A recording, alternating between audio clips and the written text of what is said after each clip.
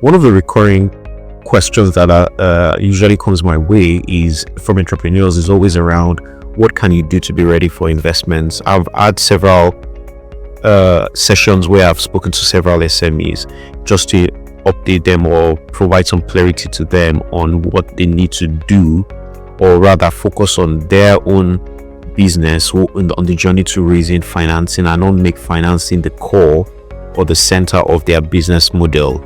Do your business. By doing it right, you should be able to raise financing. But by just focusing on raising money, we have seen many people raise and squander resources across Africa and across the rest of the world. Now, what I'm going to do in a multiple part series, so that each part is short enough for you to be able to understand and capture and at least dwell and reflect on it a little, is to expose you to the worldview of an investor. In other words, if you're at a position where you think you're ready to access financing or you're ready to raise financing, would it not be apt if you can conduct what I would call a due diligence, or what is called a due diligence on yourself? Ask yourself the critical questions that the investors or potential investors would ask you. And if you're able to do that and you're able to answer those questions, it places you in a position where you are confident enough to say, I am ready, or I'm not ready. Let me just go and address a few situations that I need to get myself ready. And so in a multiple part series, I will just reflect on several of those things that the investor will look at, and some of the things you can do to fine tune and make yourself fit and ready in terms of those checkpoints when the investors are asking you those tough questions. The reality also is that whether you're raising debt or you're raising equity, the approach would be different. I'm sure some of you who have accessed money from the banks will realize that the process is a lot quicker and faster. Basically, it's cash flow financing. They want to look at your cash flow and be sure that your cash flow can service the loan request that you're making, and then you have sufficient collateral to be able to make good if you cannot repay. But if it's an equity transaction where they're investing for equity in your business, the process usually takes a little bit longer, because this is a place of trust. It's like a marriage.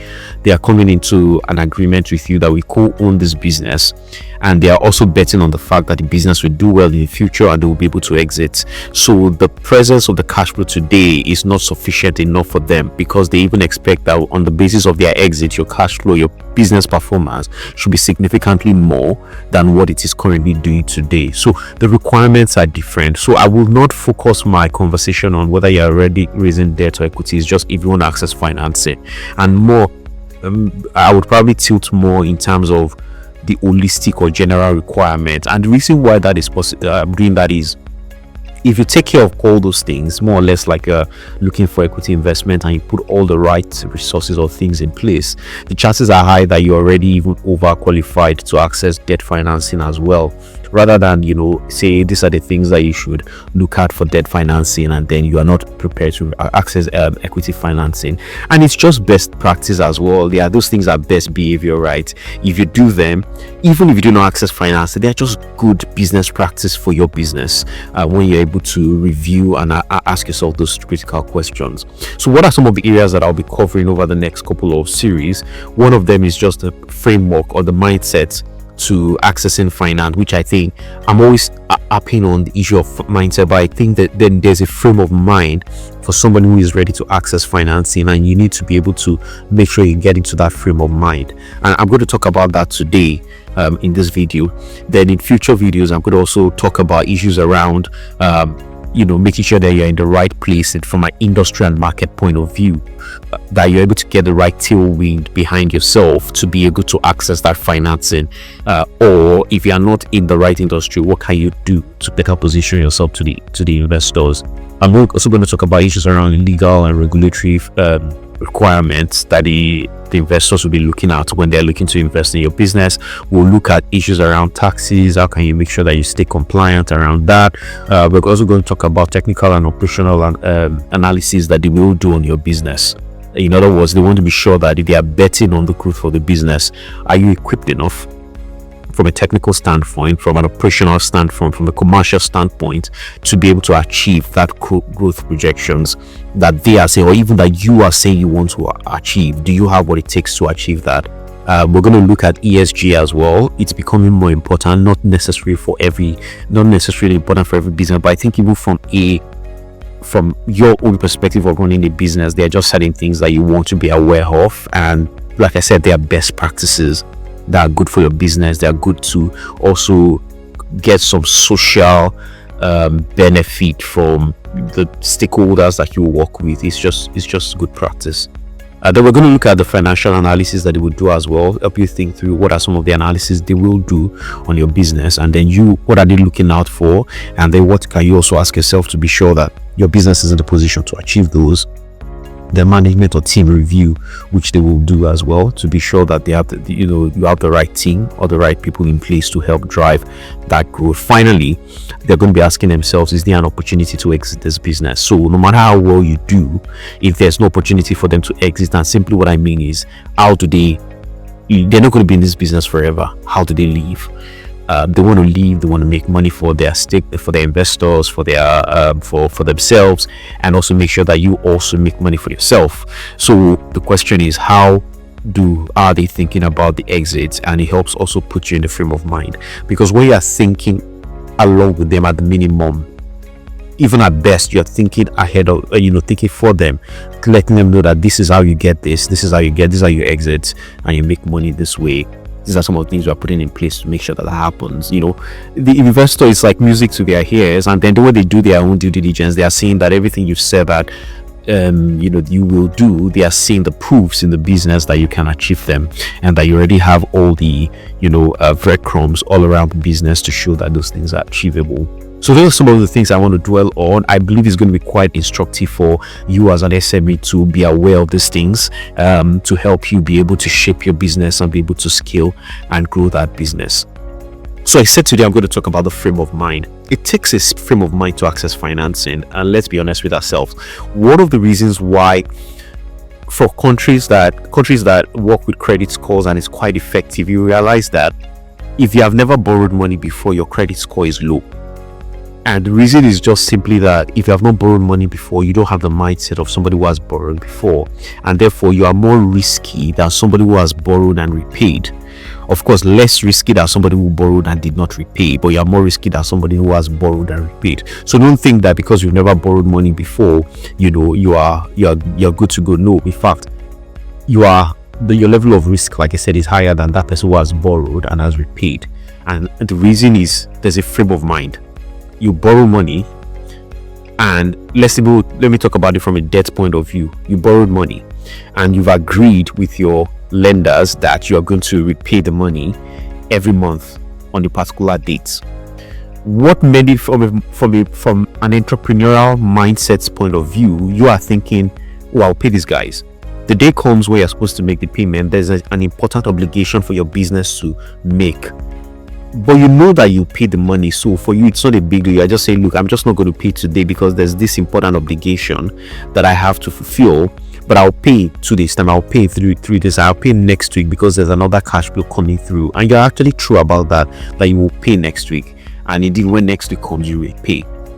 While that is all good, what you don't understand is that from the lender's perspective, when you don't pay the money when you're supposed to make the payment, it has implication on their own accounting for that money. Depending on how many days it even exceeds, for you to make payment, they might begin to make provisions for that loan, whether it's beginning to look like a bad debt, or they're making provisioning for the expected credit loss, which is going to begin to eat into their P&L, affect the NAV of the business, the net asset value of the business. And as a result, what happens is they begin to, there are questions, people are having questions, people are having conversations. But for you, it's just, I'm just waiting 1 week or 1 month. But when you have the mindset, when you understand that how critical it is to honor obligation when you say it will be, you have that frame of mind, it becomes easy for you to, access financing, because you understand that at the point where you're supposed to make good on the obligation, your business has other needs, but you prioritize your lenders because the reason it's extremely important for them to be able to, take back that obligation from you when you have promised that you will. They make plans around it. In fact, to some extent, there's a cash flow plan that has gone around it. Maybe they've timed that they'll be able to make another investment from that cash flow when you repay it. When you don't, you can see that there's a ballooning effect. There's it cascades down the line and it creates issues for everyone. So the frame of mind you want to have to be able to access financing from a lender or equity investment from an equity investor, and let me speak about that a bit. It's a bit different, right? You're not repaying an obligation at a particular point in time, but there is a drive, there is a growth you want to push for, such that when that growth happens, your investors are able to exit and at a good return for them. You don't just want to assume that, look, this is my business, I'll run it, I'll do it the way I want to. You have other people's money in your business. Therefore, it's important as you're thinking about yourself, you're also thinking about them. I want to make sure these people make money on this transaction. I'm not going to kill the business because of it, but I want to make sure they make money. In doing that, I can assure you that the way you'd be thinking about the business will be slightly different from the way you'd have thought about it if you're only thinking about yourself. You're not thinking about all the stakeholders, and you want them all to make money in the process. And the kind of conversation you're even having with your investors, it's clear to them that this person wants us to do well. You can be rest assured that they will do everything possible to support and help grow that business. But even after the exit, you might want to even raise another set of financing to come in after that, maybe much larger. For example, maybe you raised $5 million from them, you want to exit, but you want to raise $15 million.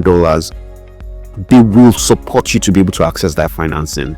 But it's a frame of mind. You have to understand that I am ready to raise financing. It comes with obligations. It comes with restrictions. You can't do anyhow as the owner of the business, that you used to. I can spend it, if I want to call it short, I call it short. If I want to hire somebody, I hire. Yeah, to a good extent, you can do a lot of those things. But at some level, there are now restrictions. There are, for example, limits to the power you have because you don't own the company 100% anymore, or you have other people's money in your business. You have limitations. You have to have that frame of mind. So for me, the first place before you even think about, do I want to raise money or not, is, do I have the right frame of mind to allow somebody else into this business, and as a result give them certain benefits that will accrue to them as a result of either lending me money or investing equity into my business. These things are very critical, and I would say it's the first step that you need to ask yourself that critical question.